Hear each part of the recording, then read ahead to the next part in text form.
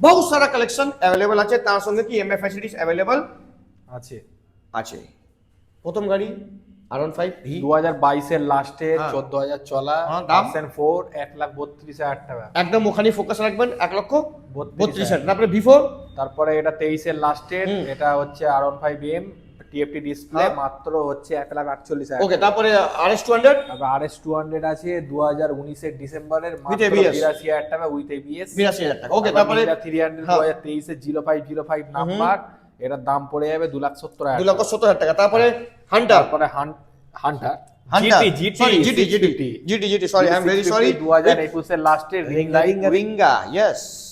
With ring light, hmm. এটার দাম পড়ে যাবে 2,30,000 টাকা। 2,30,000 টাকা চ্যালেঞ্জিং প্রাইস। তারপরে হান্টার হান্টার 2024 এর গাড়ি, অনেক অ্যাক্সেসরিজ লাগানো আছে, ঠিক আছে, এটা 1,40,000 টাকা।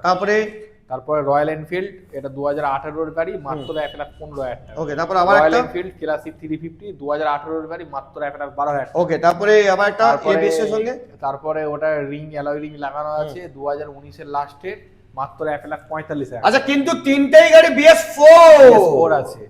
KTM ডাউক 125 কেটিএম ডিউক 125 2019 এর গাড়ি, মাত্র 79,000 টাকা। 79, শুনতে পাচ্ছ ক্যামেরাম্যান?